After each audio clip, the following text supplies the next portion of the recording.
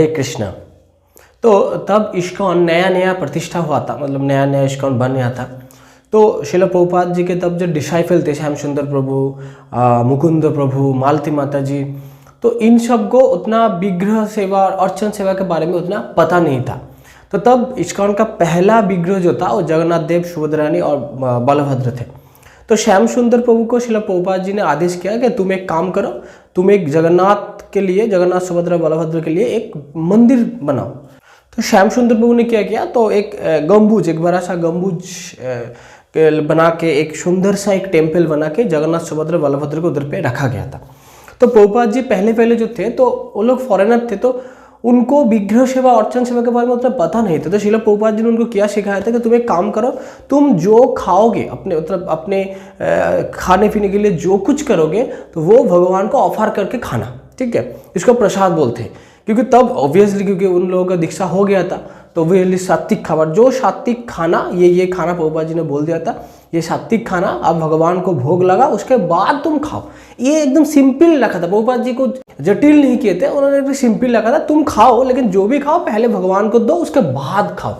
और अर्चन जैसे अभी पंच प्रदीप जो है, जो पंचरात्रिक विधि के अनुसार हम लोग जो सेवा और अर्चन करते हैं, तो प्रभुपाद जी ने किया था पंच प्रदीप जो घुमाया जाता है, तो एक थाला लिया था, एक थाला, और थाला के अंदर कैंडल ऐसे बिठाया था। प्रभुपाद जी ने बोला इसको ऐसे ऐसे करके भगवान के सामने घुमाओ।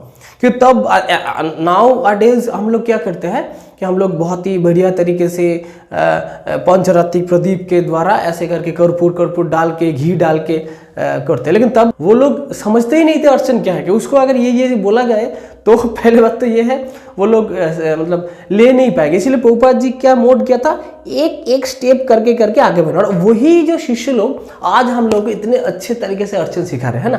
तो मतलब प्रभुपाद जी का मोड्स था एकदम स्टेप बाय स्टेप, भगवान के प्रति पहले आंतरिक हो, उसके बाद ऑटोमेटिकली मैं तुम लोगों को सिखा दूंगा। तो प्रभुपाद जी के जो डिसाइपल्स थे उन लोगों का मोड यही था कि किसी भी तरह से प्रभुपाद जी को खुशी करना। मतलब क्योंकि वो लोग भगवान को जानते भी नहीं थे ना, तब भगवान कौन है, ये कौन है, लेकिन उनके अंदर ये वासना थे कि जैसे भी करके प्रभुपाद जी खुश हो, मतलब शुद्ध भक्त को खुश करना वो चाहते थे। और प्रभुपाद जी का मकसद क्या था, उन लोगों को भगवान के साथ जोड़ना। तो मतलब इक्वेशन, अगर साक्षात हरि को अगर हम लोग खुश कर दे तो हरि ऑटोमेटिकली खुश हो जाएंगे ना। लेकिन ये था उनके जो फॉरेनर जो डिवोटी थे, ये मोड था कि गुरुदेव को खुश करना है। तो गोल्डन गेट पार्क में अगर आप लोग जाए तो देखना, एक फोटो है, प्रभुपाद जी कीर्तन कर रहे हैं और पास में जगन्नाथ देव है। तो हुआ क्या था ये इंसिडेंट, तो वो लोग गोल्डन गेट पार्क के कीर्तन करने जाते थे। तो मुकुंद प्रभु और मालती माता जी को लगा कि अरे हम लोग अकेला जाते हैं, जगन्नाथ जी तो हर दिन घर में बैठे रहते हैं, तो हम लोग उनको भी घुमाने ले जाएंगे। क्योंकि प्रभुपाद जी ने बोल दिया ना, विग्रह नौ तुम्हें साक्षात ब्रजेंद्र नंदन, तो वो विग्रह नहीं है, वो साक्षात ब्रजेंद्र नंदन है। तो उन्होंने क्या किया, जगन्नाथ देव को ऐसे कंधे में बिठा के चले गए और जगन्नाथ देव के पास में बैठा के वो लोग कीर्तन करने लगे। तो प्रभुपाद जी तब गोल्डन गेट पार्क में एंटर करने वाले थे।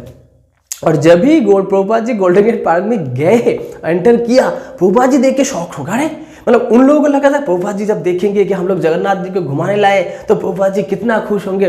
लेकिन प्रभुपाद जी जब एंटर किए, प्रभुपाद जी एकदम शॉक्ड, अरे तुम लोग कर क्या रहे हो, तुम लोग ये विग्रह को तुम ऐसे ले आ नहीं सकते, विग्रह से बेदी से उठा के नहीं आ सकते।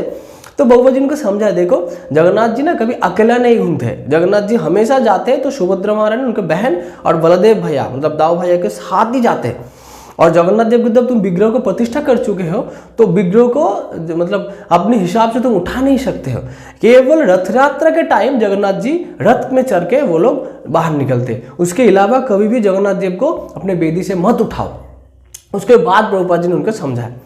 तो ये जो इंसिडेंट है, इससे सीख बहुत बड़ी मिलती है हम लोगों को। कि एक सीख है कि होता है ना कि कभी कभी हम लोग बोलते हैं कि इस्कॉन में तो जो हम लोग स्पेशली यूथ जनरेशन जो है, हम लोग थोड़ा वो ओवर एक्साइटेड में होकर हम लोग बोलते नहीं इस्कॉन में ना वैदिक भक्ति है, हम लोग रागानुग स्तर में जाना चाहते हैं और वृंदावन में बाबा जी लोगों के पास चले जाते हैं, हम लोग ये करेंगे रागा। लेकिन ये दरअसल गलत है, क्योंकि रागानुग स्तर का डेफिनेशन हम लोगों को नहीं पता। रागानुग स्तर का एक बेसिक डेफिनेशन क्या है कि कभी कभी होता है ना कि जब अरेंज मैरिज होता है, तब का टाइम में बचपन में अरेंज मैरिज हो जाते थे, तो जो बीवी थे वो उनके पति को जानते भी नहीं थे। तो लेकिन वो ससुराल आते थे, उसके बाद पति को, अपने पति के माता पिता को सेवा करते करते एक दिन ऐसा हो जाते कि पत्नी पति के ऊपर इतना आसक्त हो जाते ताकि वो पत्नी के पास छोड़ के वो अपने मायके के पास भी नहीं जाना चाहते। तो ये है रागानुगा। पहले तुम सेवा करो, सेवा करते करते करते करते अटैचमेंट जब आ जाएगा तो ऑटोमेटिकली ये अटैचमेंट बढ़ जाएगा। जैसे हम लोग जब गाड़ी चलाते हैं तो पहले जब गाड़ी सीखते हैं तो पहले हम लोगों को कॉन्सेंट्रेशन रहना पड़ता है, स्टीयरिंग इधर है, ब्रेक इधर है।